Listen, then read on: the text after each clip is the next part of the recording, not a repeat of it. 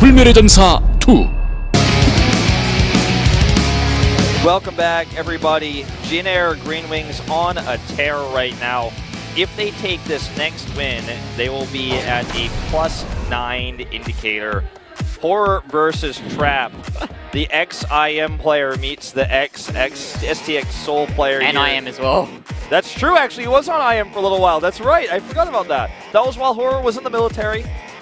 But you would think like someone like Horror, who basically only had experience for the first year and a half of Starcraft 2 before going to the military, coming back would really be behind some of these other players like Departure, who at the time was also like doing not so well on Zenex, and before that just when Nex was a team coming in.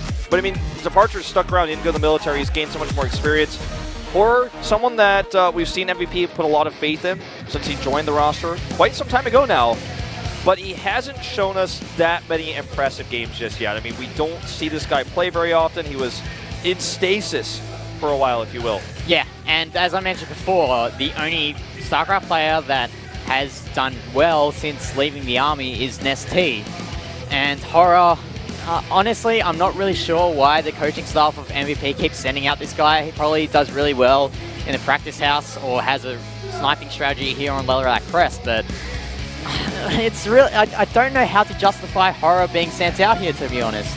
I think it really comes down to Seed is now taking a more coaching role, and because Seed is kind of playing as the playing coach right now, he's gone from the roster. They need another solid fourth fill-in, and it looks like they're rotating between a few players, and Horror just kind of fits the bill for this map list.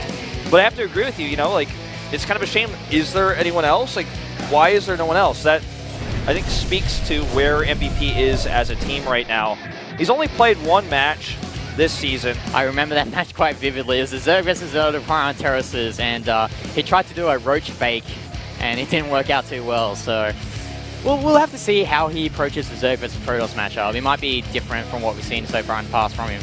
Trap, on the other side of things, very successful in Legacy of the Void, making a bit of a comeback along with Cure. Not as good as Cure is right now when it comes to individual league results. Trap is 4-0 versus Horror. Probably a lot of that coming back from Trap's very first few games of StarCraft 2 after switching from Brood War, because that was probably a long time ago.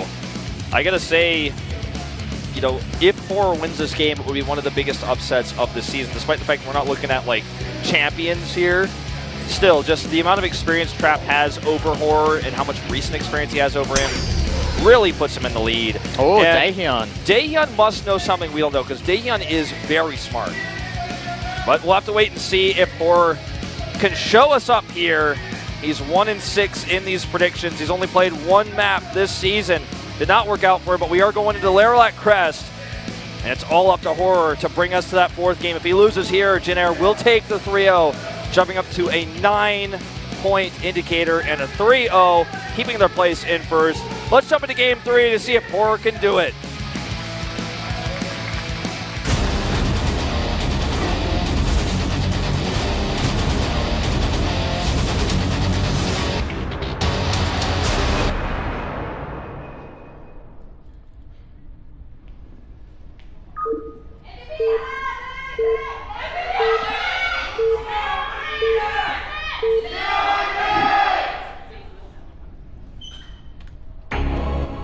Down to the bottom left, in teal for MVP. The underdog, it's Horror.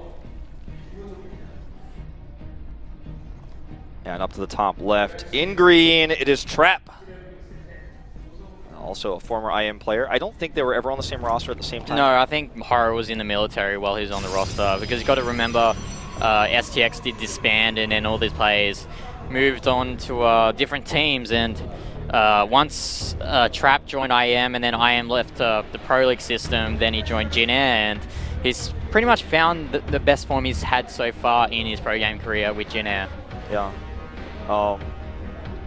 You know, when you think about the time period where Horror was being fielded in GSTL, he was actually one of the players that QXC all killed. To put this into perspective, like that's how long ago this guy was a player. He was on the team along with other emotion and adjective players on IM, like I Am Happy, for example, the Terran player who once got a top 4 in GSL. Oh yeah. He comes from a time to where if he didn't go to the military, he might have become on that team, which was the best in the world at that moment. He might have been the next ST. Yeah, he could have been, or at least someone like Lucera, at least someone who has had tons of success over his entire StarCraft 2 career. But he left at kind of a bad time. Yeah. Either way, let's take a look at this game a little bit closer. We have Lings on the way now, and Trap is going to wall this off. It's an early pool build here, and it looks like that's what Horror is banking on here on Lerilak Crest, but this wall should be ready in time. Yeah, it's also Chrono boosting that gateway, so that Zealot should be out before those Zerglings manage to get in as oh no, he has to He doesn't have enough money. He does not quite have enough money for that tight wall. Probe's coming down, and it's a Roach Warren as the follow-up, so he's going to do another attack after this. Okay, so now we know why he's been sent out on this map, because obviously Seed and Troya have devised this plan here to do one base. Look at the Burrow follow-up as well. This is starting to look really smart for Horror, because the Burrow obviously can, if he micros correctly, with even his Lings, he could burrow a Ling and stop the Nexus from being made, and stop walls from being planted and things of that nature, so the Roaches and Lings can keep streaming across the map. It's a very low econ build, so he needs to get some serious value out of the first attack, and stopping this probe would have been really important, but unfortunately he doesn't do it, and so this is going to get scouted. Yeah, that probe's going to scout definitely that there is no hatchery at the expansion, and once he sees that, he's going to be forced to add, well, I don't know what he can do, maybe get that quick mothership call for the overcharges, but will he have enough energy to get the pylon overcharges out? That's a question. So really dicey situation here from Trap. I'm really curious to see how he's going to deal with this. He's not going to have detection, but sometimes when you see these builds, it's more about the Zerg's micro, because you have to do godlike micro to make sure those Roaches don't die and you get the regens off. A tight wall will also stop Roaches from getting in, and that's what he's going to rely on first. But the Mothership here is already going to do quite a bit of pickoffs. Let's see how good Horror's Roach micro is, because that's what this is all going to be about. All right, as these Zerglings trying to get into the base of Trap, these Zerglings actually getting eaten up. Oh, there you go, here's the first burrow. Oh no, he misses the burrow there. That's real unfortunate. Yeah, I mean, you can't be missing burrows like this when your entire all-in is this, and he's going to make his robo right at the wall here. He doesn't have any pylons in the main. But I mean, this is still just only 3 Roaches, and if they pop up, they're going to be overwhelmed by DPS, and they can't get past. So what are they really going to do here? Yeah, I thought the Forge would be the better option to get those cannons out, but it looks like he's happy to just work and tech ahead with that robo. Okay, he loses another Roach. He needs to burrow this one. He needs to burrow it. See, this is it. That's it. I said the micro is everything, and you don't micro, you lose your Roaches, and then what happens? What happens next? He has half the probe count that Trap does, and these next 3 Roaches are not going to be able to do anything. He's building a Nexus behind us. That's how confident Trap is in defending this all in. It's I don't blame him. Move. I don't blame him. Like, even with perfect micro, he's not killing anything. It's like, oh, your Roaches didn't die, but they also didn't stop my economy, and I'm about to have an Observer out, then they're all going to die. I have 3 gateways. I have full saturation in my main base. This is just one opportunity here where he has this overwhelming number, but look, even Warpin's coming in with the eco, and he has that Mothership core for extra energy. He just doesn't want those Roaches to get up his ramp away from the pylons. Here's the Observer. Here's the Observer, and that's over. I mean, there's an overcharge as well. Most importantly, Observer's out, the Stalkers are here, and like, I'm going to see what he's doing at the main base. He's not... Well, he's typing out. GG. There you go. Generic gets the 3-0, as many predicted. And I like the build, I like the strategy, but to be honest... Execution was not perfect. It was not. And, like, that is a build that, especially against a good player like Trap, you have to execute perfectly. And that's something that Horror didn't do. And honestly, I find it really hard to think that Horror will be fielded anytime soon with that performance. Let's take a look at, at the very end of that game, when he had all the Roaches there and a few more Lings, it looked like, okay, this is the moment where maybe he can win something. He has to micro perfectly, did some good micro, but the Observer came out, didn't matter. What if, like, the 4 Roaches he lost from miss micro were there too? Maybe suddenly it's a different game where finally the Observer's out, but he doesn't have enough units, more Lings stream in, and he just overwhelms and kills the Protoss. Those first few Roaches he lost cost him the game. Have to be on point with that Burrow micro. I feel like we've seen probably like 10 games, and even going back to old, Heart of the Swarm, when Burrow was first moved to Hatchery Tech, games where players have tried this Roach micro.